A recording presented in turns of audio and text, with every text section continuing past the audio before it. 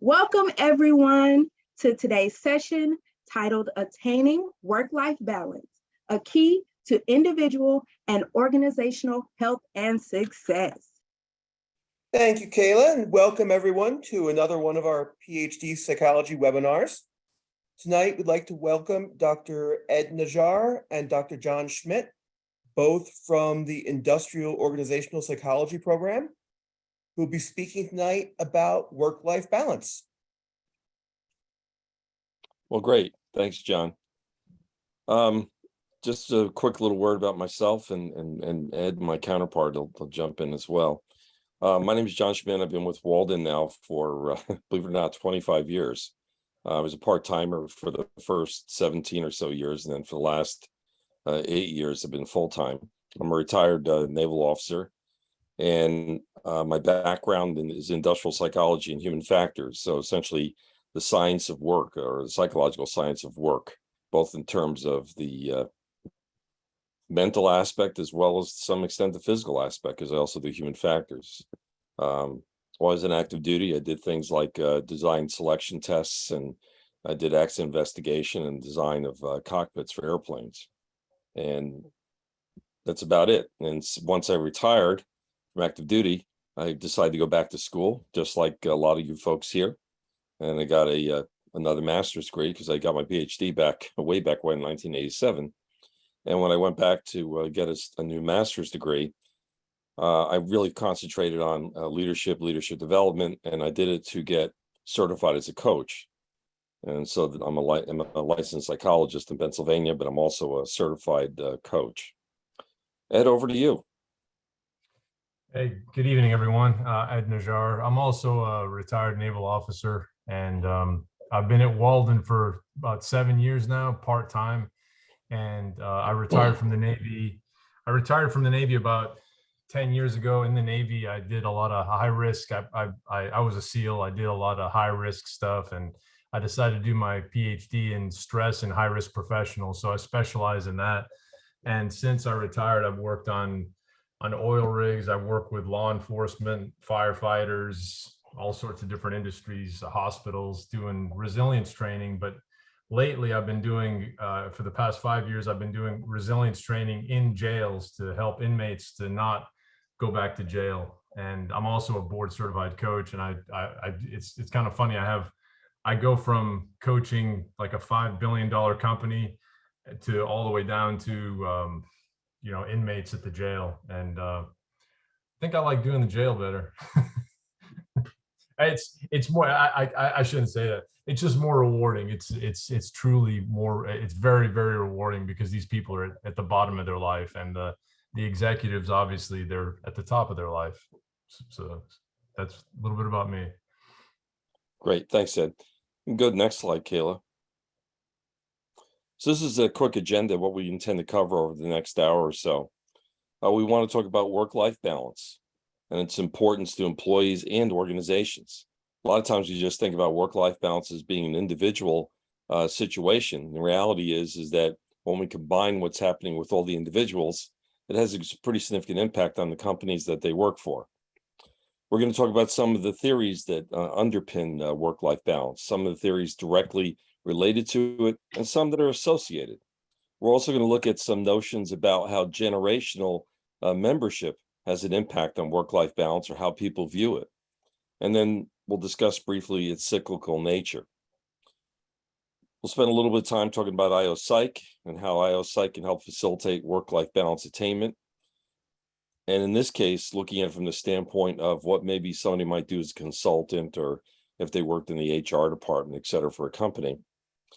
And then we're going to switch gears a little bit and talk about, on an individual level, how a coach can work with the client to help them essentially try to work at understanding what work-life balance is, and then what needs to be done to achieve it. We're going to highlight one specific tool that we use. We use this tool for more than just work-life balance. It's called the Wheel of Life. And then finally, we're going to connect the dots with a few things with respect to work-life balance, social determinants of health, and the role of the scholar-practitioner. You go to the next slide, please. Well, here's some stats And I'm not going to read every one of these things to you. You can read them on your own, or you can read them while I'm talking. But a lot of times we think about work-life balance on an individual level as it affects us. So we think about, the hours we put at work, some of the family events maybe we had to miss because we had to be at work. We think about some of the obligations that we have that maybe we have to kind of juggle things to meet them. We think about, trying to take a vacation and maybe we can't do that because there's some kind of conflict with a big event at work. So those kind of struggles we constantly have in our lives, and that's how we think of it very often. But the reality is today, especially in the post-COVID environment, people are starting to look at work differently. Okay. And so instead of looking at, I need to work to live, or I should say, looking in terms of I need to work to live, I'm living to not work so much. Okay. So in other words, life and living and spending time with people and those kind of experiences, they have kind of been on the upswing, especially when we're looking at people with remote work where they're able to work from home, have the kids there if they're not in school, or at least have see the kids off the bus and pick them back up at the end of the day, and having that as a more normal phenomenon. So more employees are starting to look at work-life balance as being an important part, especially when they're looking for a new job. Poor work-life balance is essentially something that people see mostly because of having a boundary problem between work and home life. And we think about the 24/7 nature of email and text messages, et cetera. We can see how that encroaches. A lot of employees take work home, because, once again, it always seems like there's another deadline. There's something else that's coming in late. And if you work for an organization that's geographically dispersed, like I used to run one, I had folks in California, so I get to work at 6 o'clock in the morning. It's 4 o'clock in the morning for them. But then when it's, towards the end of the workday and maybe some things need to be brought up, suddenly it's 8 for them, but it's 5 for me. And I've got to try to get that information and work with it. So you have a hard time cutting things off. And then some of the things that people discovered during this COVID environment where, if I work remotely, I don't have that big commute. I don't have to worry about the pressure to get to work. I don't have to drive in bad weather. I can take care of the kid when they're sick in their home versus having to take a day off or try to make other arrangements. And the other part is a lot of folks during this process, though, of switching to remote work, as much as they enjoyed it, they find not just the 24/7 nature would be a little bit challenging, but then there's also this tendency to maybe do some things on the weekends. Why? Because the workplace is no longer in this building that's an hour away. This workplace is just down the hall in my study. And so we're seeing different kinds of imbalances being created in terms of work-life balance. Anyway, that's enough of that, but I think that everybody gets a sense of, work-life balance and how, once again, it impacts people, whether you work in a fixed facility or you're working from home. Next slide.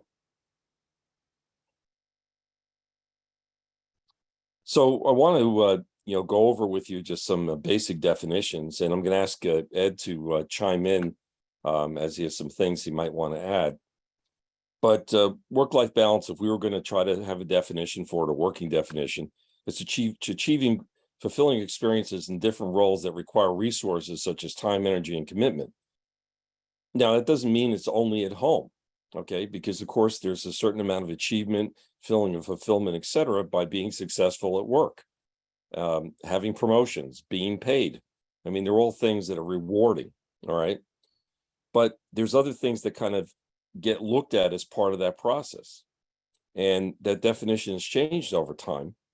And you could see a few of these things. And Ed, what do you think about these different things that have evolved in the workplace over the years that affected our work hours, et cetera?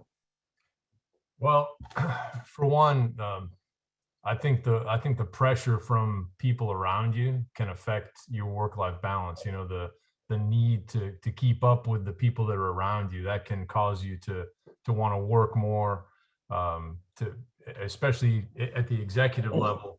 A lot of these people, they're they're really competing against each other for the next slot. I mean, everybody's competing against each other, so that can affect your work-life balance.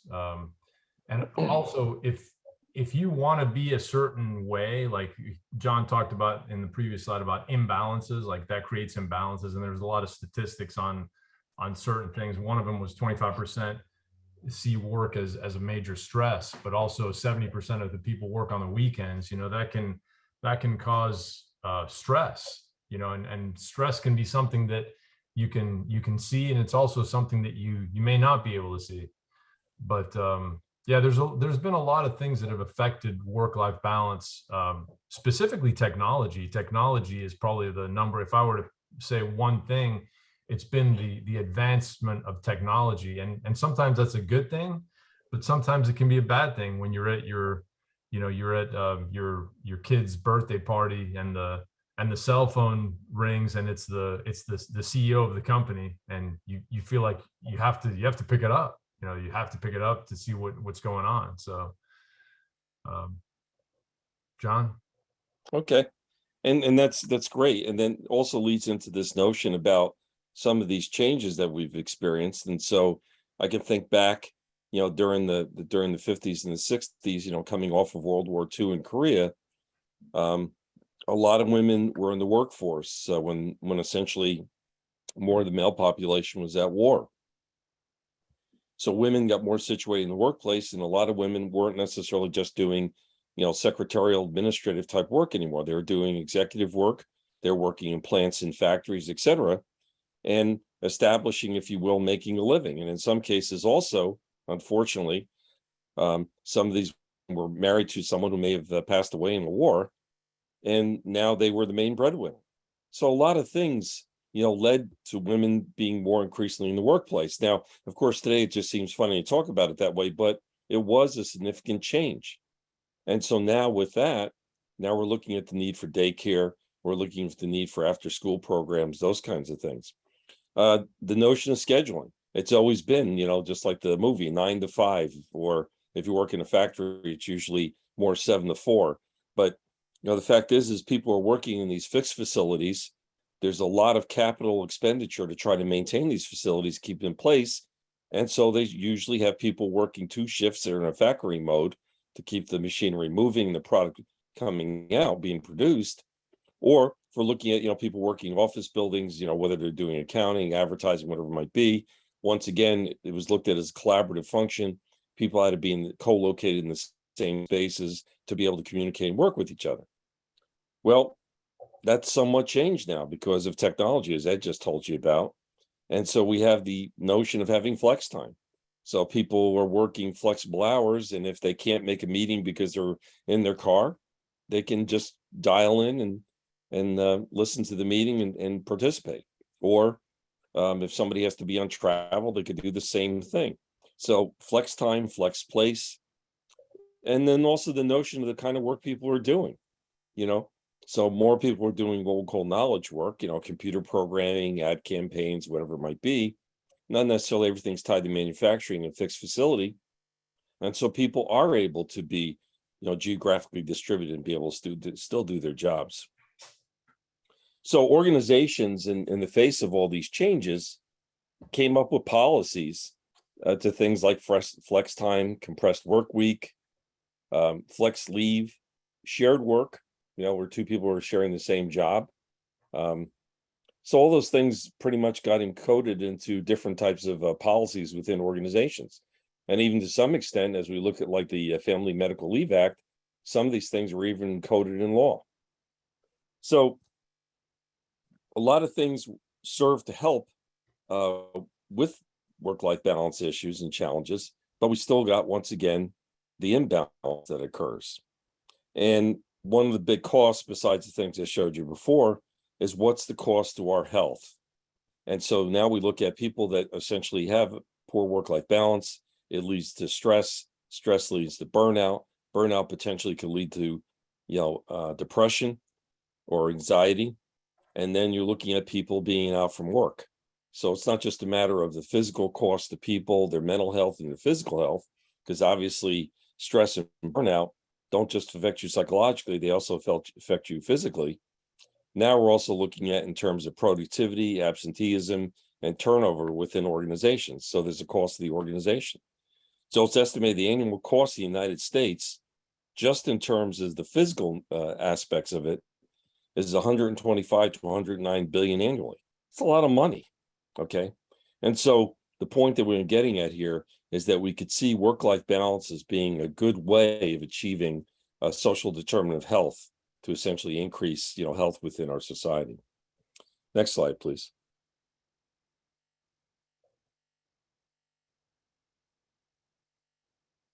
All right, so there was more recognition about work-life balance in the early 70s, and I think that's because we had a lot of social consciousness raised, throughout society for different reasons, and people started looking at, what was important to people.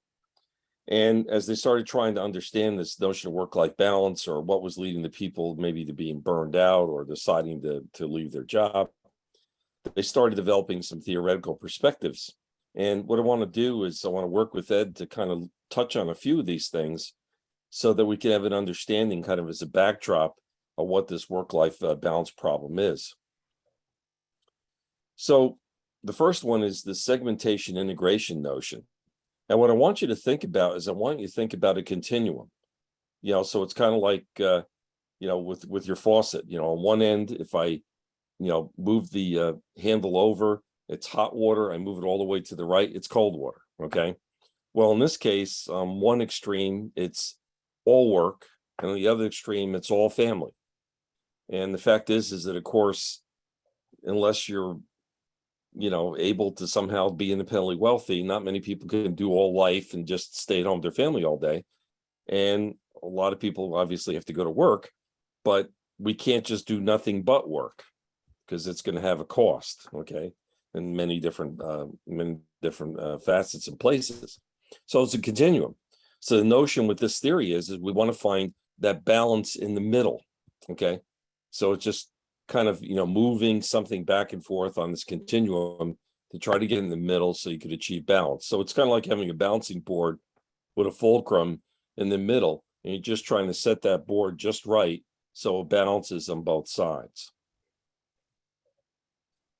Ed, do you want to do spillover? Yeah, sure. Spillover is just the concept of if you think about two buckets, one bucket's at work, one bucket's at home, and depending if you're a man or a woman, I mean, that's, you're going to have primarily a man was supposed to be like the breadwinner. So it's going to spill over from a man would be from work to family, whereas from a female would be from family to work. So that's basically what spillover is.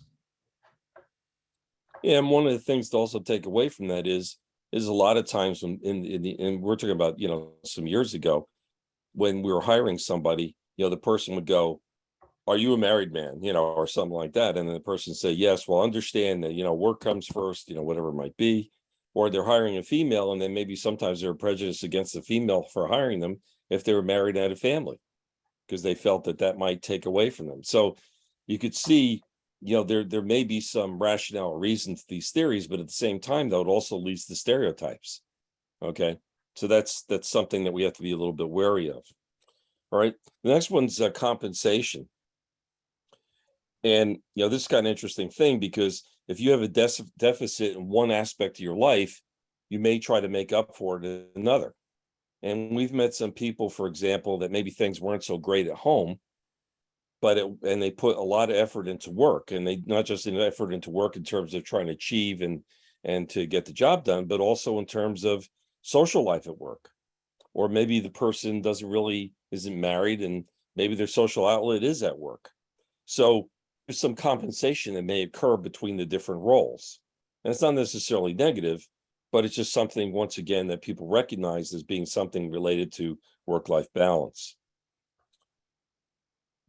Ed, you want to do conflict? Yeah, the conflict one certainly resonates with me. And I think it resonates with a lot of people that perhaps work at home, because this one is competing. You're competing time and you're competing demands. So it's it probably leads to the most stress, because as you know, when you're at work, if you go to work and you're at work, you have a tendency, and you're driving to work and you leave your family behind, you're leaving your life behind. It's almost like a segment. Okay, I can leave it behind, and your concentration is on work. And then when you leave work, then you come home, and then you can certainly perhaps leave work. This happens with specifically law enforcement, and specifically firefighters. They'll leave for 48 hours, and then they'll have 4 days off where they can actually take a break if they don't look at their phones, and they can put their phones away. But I think the conflict theory probably is the one that is probably going to be the most relevant for a lot of people, because you're constantly being, work is constantly competing against life, and life is constantly competing against work, and it's probably creating a lot of stress. So you have to find a way to compartmentalize, maybe have like a home office, or just like a place where you can just take a break from also conversely take a break from work and just disconnect. Okay, and I'm going to try to just combine the next two together in some ways, but some people could find that there's a certain amount of enrichment that might be caused by having a given role. So say somebody, for example, is a factory worker, and that factory worker in their home life, maybe they're like a scoutmaster, or there's some sort of youth leadership person, and they work with a lot of parents and work with putting on these productions, and they gain organizational skills. And the interesting part is that what you developed in your personal life there can have a carryover effect and then be helpful at work. Maybe somebody takes on a project or something outside their normal, we'll use a term swim lane, something they normally are known for, and maybe they get recognized for having organizational or leadership skills. And next thing you know, that person gets identified to be a foreman. So you could see how, something in one sector can kind of move over in the other one and actually enrich that person and make them better, okay, and make them more capable of doing other things. So that's another one. But once they find out that you're really good at organizational skills, or you're very good at putting on the company picnic or managing whatever it might be, well, you get tagged with it again and again and again, and suddenly you got an extra job besides the one you're supposed to do that you're getting paid for. And then there might also be a facilitation process. Like I said, I'm a retired naval officer, and one of the big things is that a lot of people play golf. I don't play golf. I live in a golf course community. I don't play golf. My neighbor's trying to get me to play, so it'll be interesting. But the reason why I bring it up is because playing golf was one of the biggest socialization mechanisms among officers, at least in the aviation community that I used to be part of. And it was always a weird thing, but I didn't play golf, and everybody was just wondering if there's something wrong with me, which maybe there was something wrong with me. I don't know. But they saw that social aspect facilitating then teamwork and work relationships. So anyway, that's part of it. Do you want to do the last one, Ed? Yeah, the border and boundary, I think I covered it when I did conflict. So it's the same. That's what I was talking about, is to have clear lines where you can separate your role from work and home or life. So it's basically what that theory is. Okay, and you can see there's overlap between some of these, or some aspects of it. Go next slide, please. All right. Now, these are related theories. They aren't necessarily work-life balance theories, but they have a direct connection to it. So the notion of instrumental, what does that mean? That it means that I have to work to secure a means to be able to support my family. Okay, and it's almost like behaviorism, there's a certain activity I have to engage in to get rewarded. So I have to work to get this. And the notion is, though, if I work more, maybe I'll get more. Or if I work harder, maybe I'll get more. Or if I work longer, I'll get more. So that's kind of a connection between the two.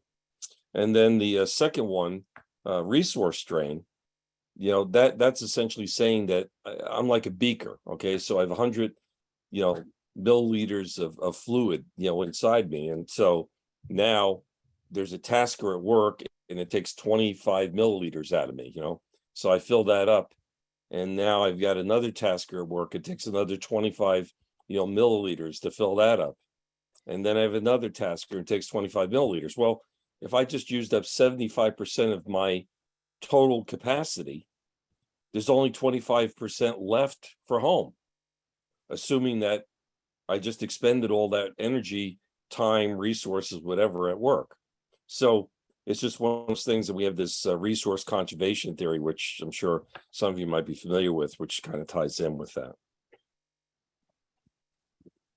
Ed, do you want to do the next one? The ecological systems. Yes.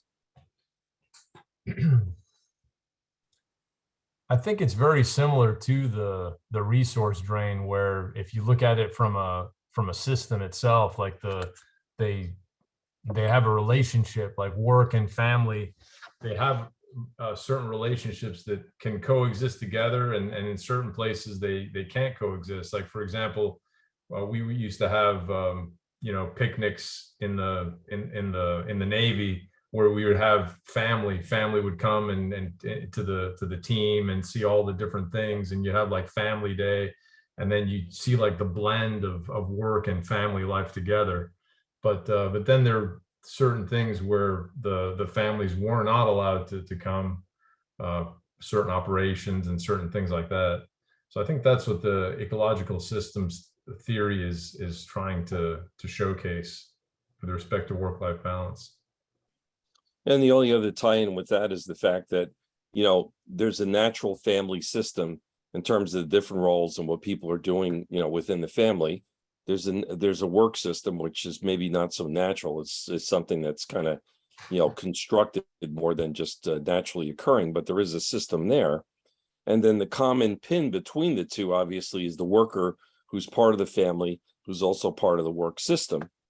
And now you're looking at how those things fit together, and then what the demands are, across the two. So that's part of it as well.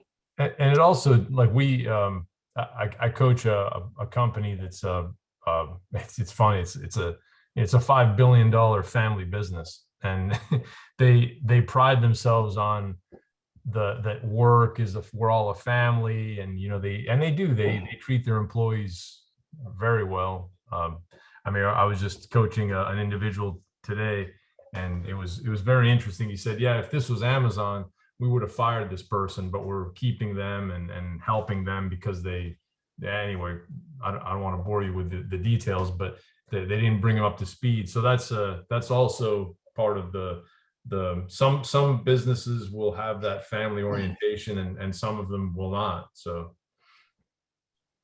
Okay, so then this last one we have here, the congruence ladder.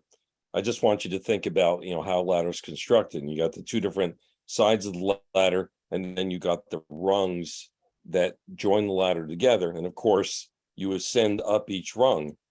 And so in a way, when you think about it, you've got work and life on either side. And if they're not strong, then you could find that the rungs can slip, the rungs can fall out, and you can't ascend.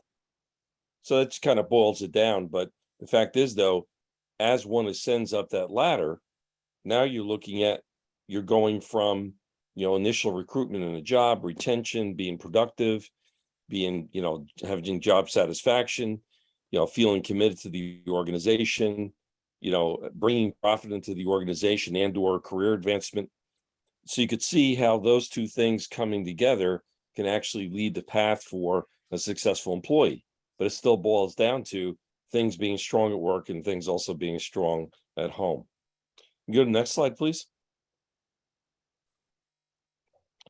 Now, this one's very interesting because, I'm getting old now, so I'm in my 60s. But, when you're looking at, cohorts and the notion of cohorts, we hear a lot about Generation X, and we hear a lot about millennials. And, typically they're looking at, buying patterns or fads or belief systems, whatever it might be. But I just want to take a second and talk about, work-life balance with respects to generations. So I was born in 59, so I'm at the tail end of being a baby boomer. My dad was, in the service just just at the end there of the Korean War, and then they, had me before he got out off active duty. So I'm a baby boomer. I'm one of the products, if you will, of that era.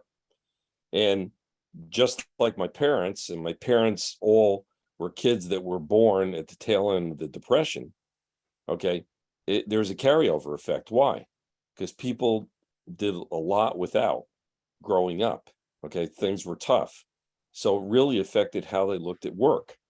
So being unemployed was something that people were like ashamed of, and that they had to hide it. And that, working hard and letting people know you work hard was something that you were proud of and you made people know about. So it was an interesting kind of situation. And then there was this really strong work ethic. And not saying that there isn't a work ethic today, but it was one of those things where it was a major focal point for people. And at some point, there was an expectation that the family life would have to suffer because they had to work. Okay, which isn't necessarily always true. All right, it could be counterproductive to some extent, but that's the way things, pretty much were. And research has kind of borne that kind of perspective out.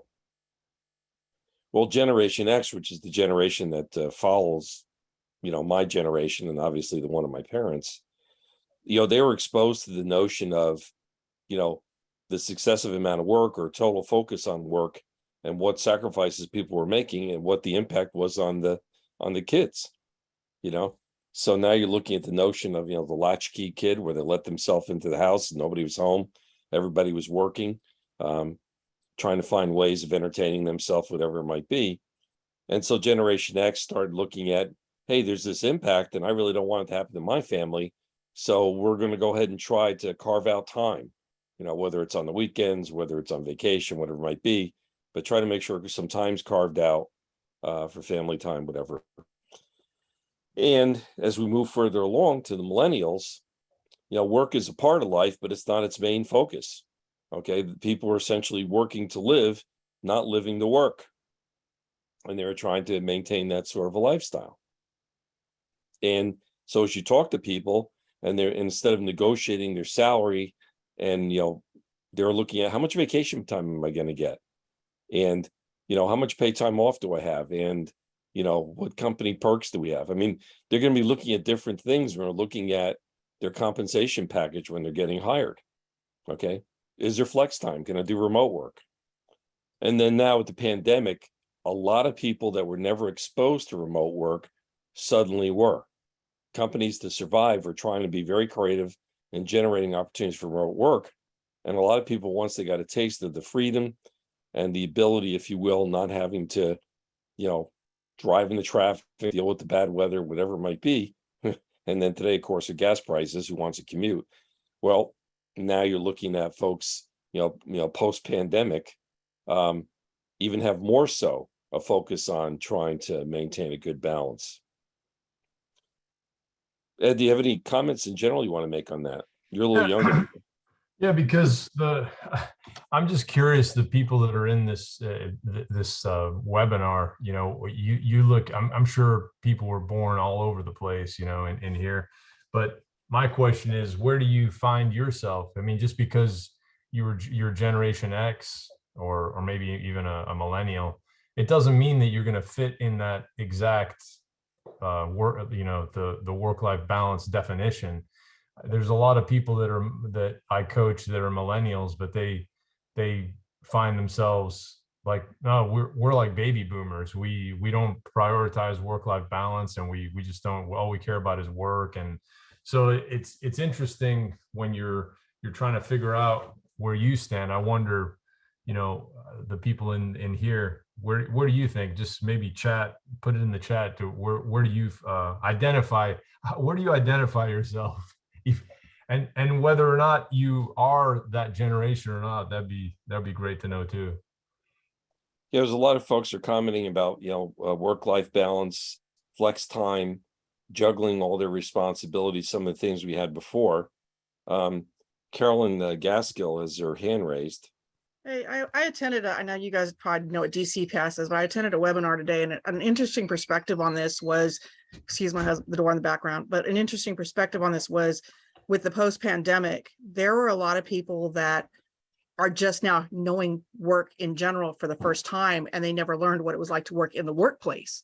So that threw an interesting perspective to me, because we keep talking about the people that were in the workplace and then shifted back to, the homework, and then now going back to work. But there's some people who have never experienced work in a workplace and only learned it at home because they got their first jobs during the pandemic. And it just brought an interesting perspective to add to this. Yeah, that is very interesting, especially for, the 2019, 2020 graduates, from college, having a hard time first securing that first job. And then when they finally did get it, it was remote. And now obviously companies are asking people to come in, even if it is just on some sort of flex time relationship. That's a good point.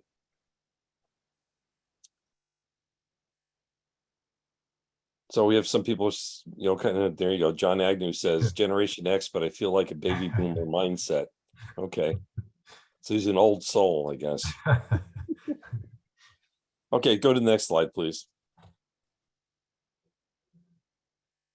The Gen X, but identify with baby boomers. Yeah.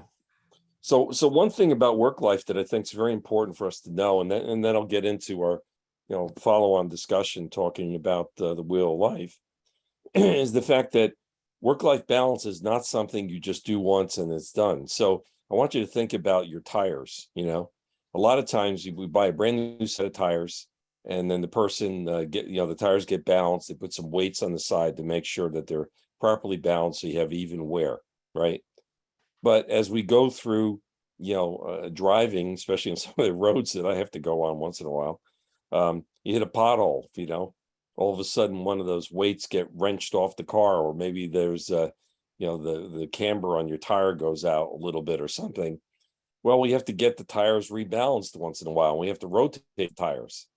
And so it's the same thing with us, once we think we've achieved some sort of balance, we've got to do a periodic check just to make sure we're still in balance, because it's fairly insidious things getting out of balance. Okay, we don't recognize it's happening. And so, especially when we're in the throes of, doing a big project, or, there's a lot of deadlines, or there's, different things that are coming up, it can happen. And it could also happen in your personal life. Maybe there's a baby on the way, or maybe there's, in my case, I got to, not to bring a personal life in, but I have some aging parents with some health considerations, and I'm an only child. So I've got to do things to support them, Can I add something? It can affect you. Sorry, go ahead. Yeah. So I love the analogy, the tires also, but the thing that you have to remember also, and that you actually have to, actually have to put effort into both sides. You can't just kind of let it happen, because just like in a car, if you just let things happen, if you don't do proactive maintenance, then something's going to happen to your tires or your car or whatever. So you have to actually, before something catastrophic happens, you have to put in the work, I don't want to say work because it's just work, but put in work at work, and put in work in your life, actually take the time and be proactive in both of the areas. And I think that, in my opinion, my perspective, a lot of people, and when I do the work, I'm getting ahead of myself, but when you do the wheel of life specifically with certain executives, specifically executives that are climbing up to the top, not the ones that are at the top, they tend to take their life and just kind of put it on the wayside, and I've experienced that in the Navy as well, being a SEAL for 20 years. I mean, we definitely had our fair share of divorces and a lot of just horrible lives sometimes, people.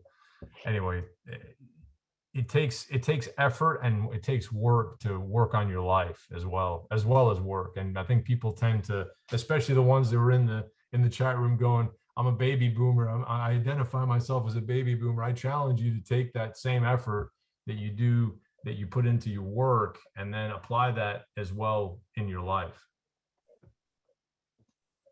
Thanks, Ed. All right, go to the next slide, please. All right, so just to kind of wrap this particular part up, People were asking a little bit about some of the references that we used and maybe where some of the numbers came from. And you can look these references up and you'll be able to get a lot of that information there. But, basically achieving work-life balance as an employee is something that can affect your health. And so therefore it is critical as a social determinant of health. Organizations play a role in this process, and they can do things to help employees. And we'll see a little bit more about that in a minute. We need to recognize our roles and responsibilities in the job at home, because that's a key facet of work-life balance. Okay. A lot of times we'll find out that we don't necessarily recognize all those roles, and it's just like juggling, you drop something. There's many different theoretical perspectives on work-life balance, and it's not that one's right, another one's wrong. They do overlap, but it shows the multifaceted nature of work-life balance. We do have a generational component. It's real. Research has bore that out, and basically, anecdotally, we all can kind of relate to it. Think about our grandparents, for example. And then once work-life balance is attained, it's not permanent, it's cyclical in nature, and it requires adjustment. Like Ed just said, you have to work at both sides of it. Go to the next slide, please. So what's industrial organizational psychology's role in work-life balance? Yeah, it's a plug for my program. I'm the academic program coordinator, so I got to tell you a little bit about my program. But, our MS, Master of Science and PhD programs in psych, we do have different concentrations that directly relate to work-life balance. One's consulting psychology.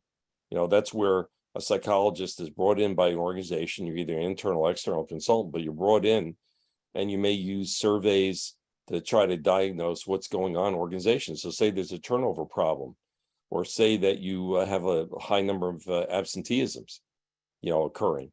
Well, you get some surveys and you try to find out what's the root cause of that. And you can find out that, people don't like the work hours. They don't feel like maybe they could take leave.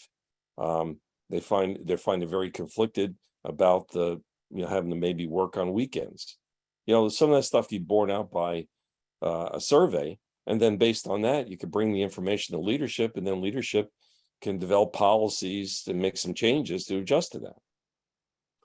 From a human resource perspective, human resource managers, they usually set the tone with the organization for things like setting leave policy or work hours that somebody could work, flex time, whatever it might be.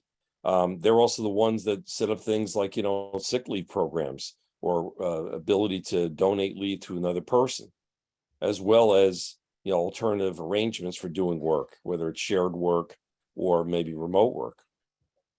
And then the last one, which is, one of our programs that we offer in evidence-based coaching, we can actually work on an individual level with somebody to have them understand what work-life balance is and what work they have to put in to try to achieve that. And that's what we're going to spend a little time about now. Next slide, please. So coaching is something where, and once in this case, both Ed and I are trained coaches. We're certified coaches, but coaching is something where we work as a coach with a client to get them to self-develop. We ask them questions. We, bring up ideas and notions and have them think about it and try to think through problems, bring in what they know, maybe research some things that they don't know, and use all that to try to maximize their potential. That's what we try to do as a coach. And evidence-based coaching is not just anecdotal. There's actually research, there's proven practices and principles that you can use. There's theoretical frameworks that you can use. There's models that you can employ to try to get somebody to develop. A couple of folks in the chat were saying, gee, I have a real hard time with, time management. Well, there's techniques you can use to help people with sorting out how better to use their time, for example. The main processes that we use in coaching is active listening. Okay, so it's kind of interesting, but it's the old adage where, you got two ears, and that's proportion with which in a coaching relationship, a coach is supposed to work with their client. You're supposed to listen to that client, because a lot of times in listening with the client, you can then ask a very powerful question. And that powerful question ends up being very thought-provoking and may then lead to the development you're trying to achieve. And also, a lot of times in interacting with people, we try to hold back a little bit, say things maybe in a little bit more polite way, whatever it might be. Whereas in coaching, there's a certain amount of trust, honesty, and candor. And we try to be much more direct in the way we approach communications. And that breaks down barriers and a lot of times leads to very honest exchanges and good reflection. So coaching is a good tool, and we're going to talk about the wheel of life. So you get the next slide, please. Ed, do you want to touch on this one? Start. Sure. Yeah. So the wheel of life is a tool that we use to try to help people to understand and identify certain aspects of their life that are important to them. There's a couple of different ways to do it. The one that we're going to talk about here, it's actually like a website that you go to, and you'll be able to do it on your own. That actually has like these certain sectors that are all, I call them can sectors, but they're, they label the sectors like the spirituality, life, like your entertainment, different sectors that are already pre-labeled. But that's one way to do it. But the other way to do it is to actually have the client themselves identify the values that are important to them. And then what you do is you actually have them put down where they are right now on a scale of 1 to 10. If you think of the center of the wheel is a 0, and then all the outside is a 10. You have them put to where they are, where they feel they are on that value on a scale of 1 to 10. So for example, if one of the sectors is, let's say, health, even though for me that would be too broad, I would have to actually have them whittle it down to what kind of health, physical, mental, emotional, spiritual. Maybe have them talk about more specific things like let's just say they aerobic fitness as one of the things, subcategories of health. If their aerobic fitness is like a 3 and they want to be a 7 or an 8 because they have a history of maybe heart disease in their family, then that difference, that delta, is the gap. We call that the gap between where they are and where they want to be. And as you can probably surmise, if that gap is too large, then it can cause a lot of stress, right? So that's where as a coach you would help them to identify different techniques, different like manageable chunks that they can take out of that gap, and actually help them to formulate a plan to get to where they want to be. And obviously you try to have them be more realistic. If they're going to, if let's just say for the example, aerobic health, they want to be like a 10, and then you'd identify and say, what is a 10? Well, it means I want to run, 3 miles, or I want to have a VO2 max of whatever that is, or I want to have a resting heart rate, something that is measurable. Then you help them to draft a plan for them to get to that's realistic. I mean, obviously you can't go from like a 3 to a 10 overnight. It would take a long time. But the wheel of life is an excellent tool to just kind of also I enjoy the wheel of life because it actually shows me what the client is focusing on. So if their whole wheel is all about work, my question is, well, do you have a family? Do you want a family? And if the answer is yes, then maybe they need to start thinking about the different things, the different sectors to start reeling that sector in. Okay, thanks, Ed. Over to you, John. Okay, that's great. Thank you. So one of the things that's very important is in coaching, all right, it's a very goal-oriented type process, and the goals are established by the client. And so you might be starting with a client in a relationship, and the client's basically saying to you, hey, I know I need some self-development because I need to increase my confidence, or I know I need some self-development to improve my communication skills. And so those are goals that a client will set with you then to, progress and maybe become more effective at work, or to be better in their relationships with other people, et cetera. Because coaches don't just do leadership coaching, which is what we focus on primarily in our program. They also do wellness coaching, which is another area. But one thing you do have sometimes with clients is a client will come in and say, I really feel like things are a little bit out of control. And when you define it for them, you find out, well, it's a work-life balance issue. The person feels like everybody's, trying to, demand their time, and they're not able to meet any of the requirements and not make anybody happy, And so they're just in general trying to figure out how to approach it. Well, a generic form of the wheel of life, like is presented in this illustration that's here, is helpful for those folks because it gives them at least the start. And then later, once they've got a handle on things, then they're able to refine it, make some adjustments, and they could use a more tailored approach. So let's go to the next slide. So this general application, like I just said, is something that you could do yourself. And as Ed alluded to a little while ago, I found this neat link. There's a few of them linked. There's a few of these links out there. This one, there's no cost, and there's pure anonymity, in terms of being able to use it without putting your name in or your email address or something. But it's an interesting exercise. And like I said, you could use it as a coach with the client to try to identify maybe some areas to tackle. So let's go to the next slide and see an illustration of that. Okay. This is my slide. I don't mind telling you. This is my wheel. Okay. And you take a look at this thing and say, well, geez, there's nothing that's, maxed out here, where you're at right now, et cetera. Well, that just might be my, personal nature of things. Okay. And, I'm in my 60s, and I'm like towards the end of maybe my work career. Now I'm looking for that next big thing, and I still feel like there's more to do and grow. And people will go, my God, you got 2 master's degrees, a PhD, you're a captain. I mean, all this stuff in life you achieved. Well, yeah, I maxed out in certain parts of my life doing those things, but there's others to do. So I'm hopeful for the future of getting a lot more done. Fun and recreation. It's kind of like Ed was talking about earlier. There's a lot of things I didn't do when I was younger that maybe I should have done. Maybe even playing golf, who knows? Okay. But that's part of it.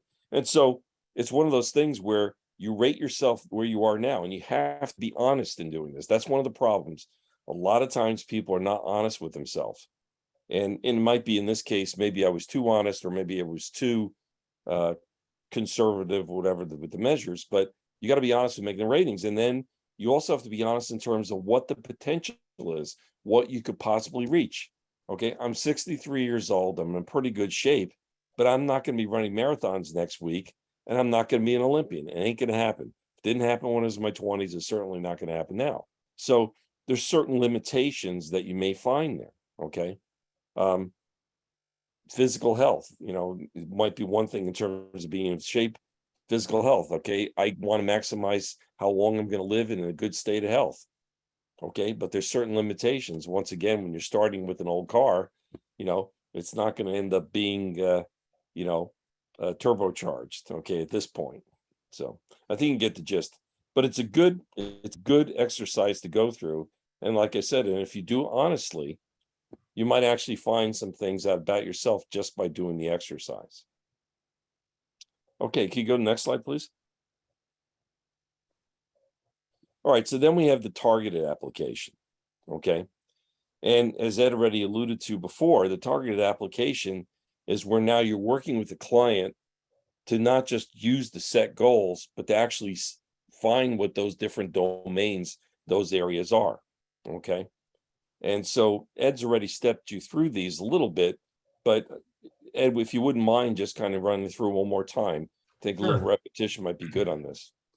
Sure. So where the previous wheel of life was pre-established sectors, let's just say I call them can sectors, but they're, if somebody doesn't really, if they don't have something that pops out at them, like values, then that can kind of lead them through like certain like predetermined values. This one, you have to actually think and actually identify areas and evaluate the different areas and actually write down more personal values, and then you try to make sure that the areas don't overlap, so they're distinctive areas, right? So that's where I use mind mapping in conjunction with this, because a lot of times people will say stuff, they'll just say like, an important thing for me is work. Well, what about work? There's like maybe 16 different things that are in there. Which one is the most important thing, right? So it could be career, it could be making money, it could be promotion, it could be all these different things. So you use a mind map to try to dissect that big nebulous concept of whatever it is that you're trying to dissect. And then you work with the client to try to figure out which one of those things is the one that's the most important, because you can't work on 16 things. You may have, like, maybe you do a wheel of life this session, next session you tackle something else.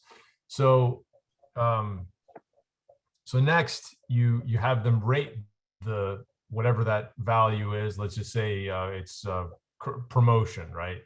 Or career, or wherever they are, whatever that thing is. You go from here, it's 0 to 5. You can do 0 to 10. You can do whatever metric you want to use. But the key is to assess where they are right now. And then the next thing is you assess where they want to be in the future, right? So there's going to be that gap. And then you help them to, prioritize which one they want to work on that session. Because I think it can be a little overwhelming if you have like 6 or 7 values, and then you're trying to work on everything at the same time. You only have so many hours in the day. Then you try to say, okay, of the 7 or 8 different values that you identified, which one do you want to work on right now? And maybe they have an anniversary coming up, so they want to work on their personal life. Maybe, spend a special weekend with their spouse or whatever, buy them whatever it is. You help them to concentrate on the area that is the most the most prioritizing for that person at that time. And as John said before, as a coach, you're not, they're the ones who are deciding what they want to do. You're just asking these powerful questions to try to figure out which one they want to do, right? So you're not telling them what to do. People have a misconception of a coach being a person that's on the sidelines yelling at the people on the field. Well, in my opinion, that's not really a coach. It is a coach in the sports world, but a coach in the leadership and life world is a person that doesn't tell, you don't tell the client what to do. You suggest, you ask powerful questions to try to have them figure out what it is that they want to do. So that's that's the step number 6. The client prioritizes the areas for improvement and develops strategies to address them. The client is the one who's developing all those things. You're just helping them to formulate the strategy by using tools like the Wheel of Life. So Kayla, can you go back to the previous slide just for 1 second? So one thing to note, and once again, this is just an illustration, but one thing to note is, like, okay, I could look at this wheel. The guy rated things, earnestly. This is where I am now. This is where I'd like to be. But it's not necessarily the delta that's going to drive the person, the difference. It could be the gap. I'm really low in this and I want to be higher because I feel like I have to be balanced across all these different areas. But it could be right now, given the current situation, if I don't fix things up, I'm going to be Tom Brady and my wife is going to divorce me. Okay. It's just one of those things where there might be an area where your deficiency may lead to a catastrophic event. It may lead to termination from your job, whatever it might be. So it could be the gap, but it could also be one area is really important just right now. And it's up to the client to decide where they want to go with that. Okay. All right. You can go. Yeah, can I say something on that, John? Sure, go ahead. What about Tom Brady? No, maybe. No, that specifically on this slide, like, for example, I had a client whose fun and recreation was like the gap was was way more than this. I think the gap was like a 7 or an 8. But in their stage in their life, in their career, they didn't really want to work on that. I mean, they said, "Oh, I'll work on it later when I retire. Right now, I'm going to work on career or relationships or money or whatever." But yeah, that's a great point, that the gap doesn't necessarily drive what you're going to work on. It could, but not necessarily. Okay, so please go forward to, there you go. That's where exactly we want to be. So when you're looking at this chart, and once again, you could go online, go to the Mind Tools website, and you could actually download this chart. And so for yourself, if you wanted to do it, you just print the thing off, and then you say, okay, well, how many different sectors do I have? You may have fewer, you may have more, and you just go ahead and write them down and then put them around the wheel, and then do the rating process and check it off. Now, as Ed said, you can use a scale of 0 to 5, like I'd written down there notionally, because that's what this one is for the most part. But you could also use something like a scale of 1 to 10. Maybe you have a little bit finer granularity in terms of how you could use it. It just depends on what it is. All right, so you decide. And then once you fill it in, then you start developing action plans. And the action plans, which are interesting, some things will be things that you need to start doing, and other things are things you need to stop doing. Okay, so don't just think that the action is going to be to do something. The action could be to stop doing something. All right. So, questions, comments? You go to the next slide.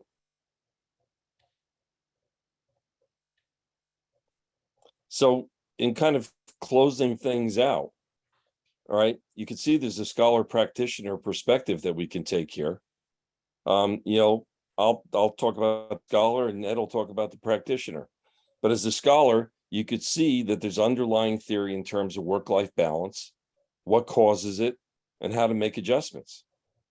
As part of this process as a scholar, we can also use research in many different areas for how we can help a client, you know, I understand. And now when I say client in terms of a scholar, I'm looking as like a consultant to a company or somebody who's maybe working with the human resources department to make suggestions on how policy can be essentially altered or improved or generated to try to promote work-life balance. And finally, also as once again a consultant, somebody to be working with HR, how we can use different sorts of assessments to try to understand what kind of factors are impacting the workforce in essentially establishing work-life balance and then maybe maintaining it.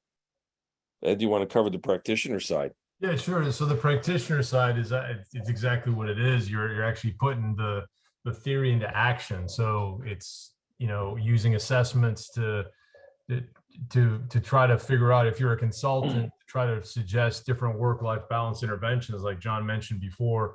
If you're a consultant working for HR department, you may suggest like, hey, we need to change the leave policy right now, you know, because we're not getting, people aren't taking enough leave because you have the liberal, it's called liberal leave, right, John? Like you just can take leave whenever you want. You don't have anything on the books. Yeah, that's a kind of a liberal leave policy. If you're a consultant, maybe you made an assessment and you said, you know, people they're not taking vacation because they feel like they need to be at work all the time. Even though you have this liberal leave policy, you may want to change it back to the way it was before, because your employees are just burning themselves out trying to be at work all the time, trying to compete against each other. You have to actually have leave on the books, you know. So maybe that's an intervention that you would do as a practitioner of this. What else? I'm gonna have to move this chat box. Yeah, and again, as a coach, you obviously wouldn't be making any kind of suggestions, but you could potentially ask your client in a way that they would make the decision to change their work-life balance, you know, stance, if you will. So yeah, the practitioner side, is it definitely complements the scholar side, but you can see where you can take the stuff that you learn, the theories, and actually apply them in real time and actually help people. I mean, if you're interested in helping people, this is a great place to be as a coach, as a consultant. You're actually seeing the fruits of your labor on the practitioner side. And not to say that the scholar side isn't important, but if your goal is to actually help people, then the practitioner side is a great place to be. I guess I'm plugging the program, right, John? Yeah, there you go. But the fact is, though, the scholarship side underpins what the practitioner does. Right, exactly. That's what evidence-based coaching is. We're essentially using research, proven principles, and practices to implement in the supporting clients, whether it's an organization or in a coaching relationship, an individual. Right. So, questions. I think that's it for us, right? So questions. We have some time left, don't we, There's a Caleb? question on the floor in the chat, John. Okay, well, About the What is coaching it? program. Is the coaching program through Walden only accessible through a degreed program, or is it something that can be worked on outside of a degree or while working on after dissertation is started? How long is the program? Okay, so the coaching program is something that can be completed in 2 quarters. Okay, it essentially entails taking 3 different courses plus an intensive. So one course you take is a leadership course, because obviously our coaching program is oriented towards leadership development. And then we have 2 courses. One course is, we'll just say, is more theory, and then the other course is on application. And then the intensive is essentially for practice, because during the course of the coaching program, there's a live lab every week where people actually do practice coaching and or do coaching roundtable to talk about coaching with some of the clients that they get paired up with. Because one of the objectives is the fact that our program is certified by the Center for Credentialing and Education. So if you take our program and complete it successfully, you can become a certified coach, just like, Ed and myself. As far as the program itself, there's 3 ways you could take it. One, it could be offered as a standalone certificate. So if you have a bachelor's degree, you could do the certificate program. If you have a master's or PhD, you could take also the certificate program. If you happen to have gone to our master's program in IO Psych or our PhD program in IO Psych, and you took the leadership course, you could transfer the leadership course into the certificate program. Now, we have a specialization for both the master's and the PhD in coaching. So the person who's in that particular specialization, the master's or the PhD, they actually earn the certificate on the way of getting their degree. And actually, once they finish their coursework, they would have finished enough so they would get their certificate and then apply to sit for the exam. They don't actually have to have their dissertation finished or a capstone project finished to actually complete the certificate. Trixie has her hand raised. Yeah, thank you. This has been absolutely fantastic. Thank you so much. I'm doing my dissertation on ICU burnout, burnout ICU nurses. So I'm laughing at some of this stuff because there is no working remotely. There's a lot of things that don't apply.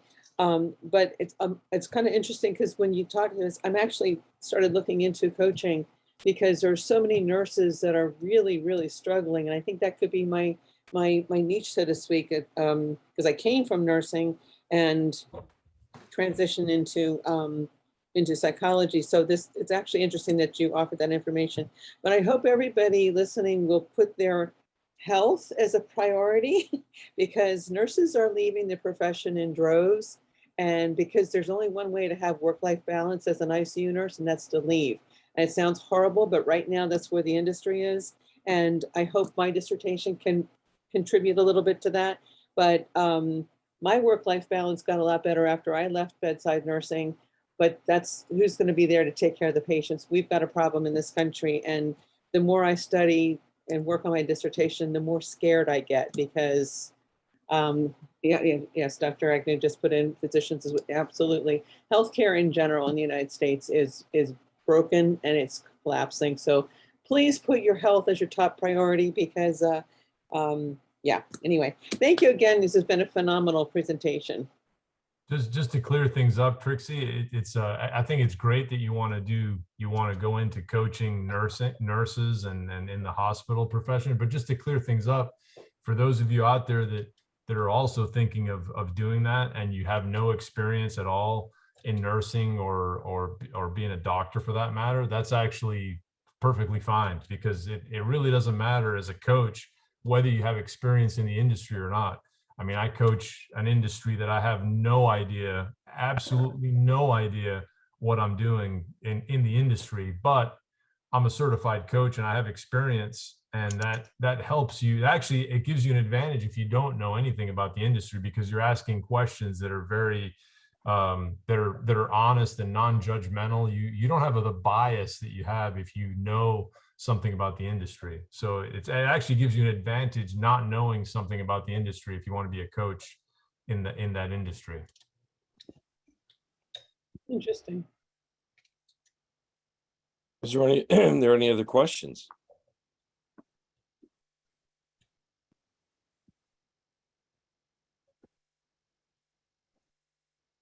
Yeah, there's So someone. Dennis has a question. He says, I have a master's of philosophy in IO-Psych.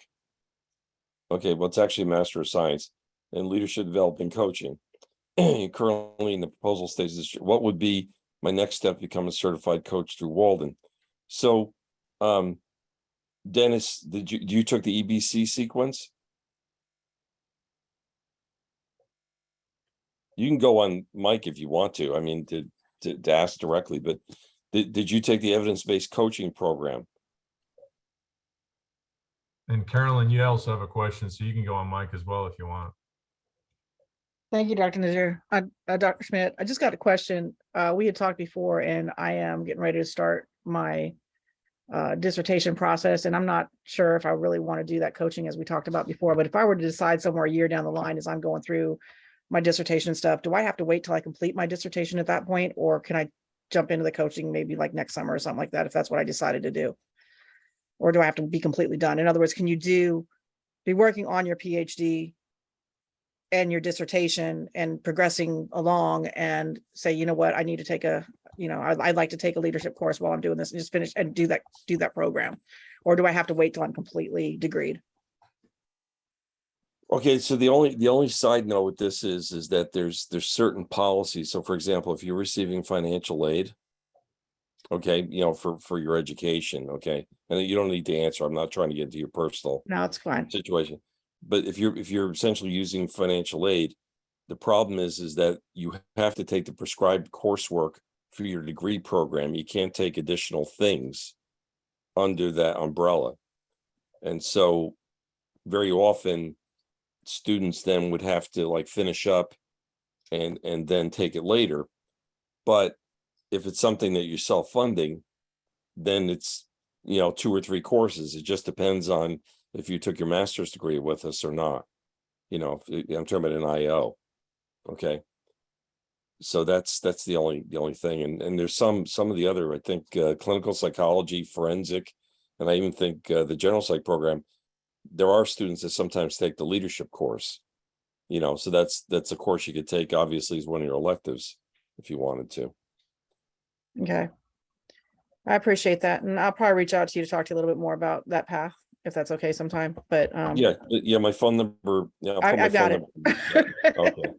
We talked before, but thank you very much. I appreciate the help. Yeah, and Dennis, I'm going to put my phone number in the chat. Just send me a text message or send me an email, and then we can talk about your specific situation. Is there any other questions, though, in general? I was thinking about, I'm sorry to add this thought to it, but I was thinking about your wheel, and Dr. Nazir knows me pretty well too. I've had some challenges trying to come down with a topic, and I was just thinking if I laid those topics all into a wheel like that and figured out where they value to me, it may help me figure out where to go. So I guess what I'm saying is I can see how that wheel can be beneficial in a multiplicity of applications. So Just Or a in your thought. case, Carolyn, I mean, maybe mind mapping would be a good thing to do. You know, read a couple articles on, I don't know if you've done mind mapping before, but that's a very useful tool that is really, really powerful. Okay, I just keep tripping over it, but I'll reach back out to you too, Dr. Najir. But thank you both for your support today, and I really do appreciate having these opportunities. I do have one quick question. I happened to get this through one of my instructors, put it in one of the classrooms, and my peers did not get information about this webinar because they weren't in the particular class that I was getting in. As we go into next levels of our education, is there somewhere where we can be notified about these types of opportunities and webinars that are occurring, or is there some set place where we should be looking for it? I know that there's things offered all the time through the library and other things, but is there like a centralized location, or is it just word of mouth? Does anybody know? I can jump in and say that we in the PhD Psych program have these webinars the first Wednesday of every month. I do not know if there's a centralized repository. Kayla may be able to answer that. She's from Office of Academic Affairs and coordinates a lot of these for us. So we'll post them all here on the psychology webinar playlist. But then once we have those titles for those, then we'll do outreach for them. And so that may be in your classroom. Again, it'll depend on your classroom, but we'll work on finding a central place that you can go ahead and see them. Thank So you. you'll know in advance. Appreciate that. We still got a few more minutes if anybody has any questions. I just talk too much. We're data driven, right? So I know that these webinars are important as our surveys or something that go along with these to give information back, because like I said, without knowing about them, it's hard to attend them, but then knowing about them, everyone that I've attended is either given me a boost of energy to keep going, or it's given me another way of thinking at something. So, I mean, What a just like the segue. residencies. What a segue. Okay, Kayla, go ahead. Next slide, hit it. So this is Perfect. actually our QR code for our survey. So if you go ahead and use your cell phone camera and scan that QR code, it's a survey for you. So you can tell us those things. Didn't mean to steal your thunder. You didn't. That was a wonderful segue. I appreciate it. Did we get all of our questions? Oh, I think I saw someone unmute. Did you have a question? Yes. Hi, good evening. Dr. Najir, I have had a course with you. I'm in the PhD IO program. You were awesome, and I'm happy to see you again. And Dr. Schmidt, it was great. This was a good session. I thank you both very much. I have a question as to this leadership course you keep referencing. What's the exact name of this course, please? It's ISPY 6755, 8755. It just depends if you're in the master's or the PhD program. It's called leadership development. Okay, leader and leadership development. Okay, thank you much. I'll look that up. How do you pronounce your name again? Anika. Anika. Anika? Yes. It's a cool name. Anika. Thank you. For clarification, are you the one who sent the picture of you and your dog on the ocean, right? Yes, that's me. Yes. Yeah, okay. Mm-hmm. Everybody Okay, knows my secret. Yeah, you're awesome. Good. Oh, It thank was a you. great class. You're Appreciate welcome. Mm-hmm. Okay. Do we have any more questions?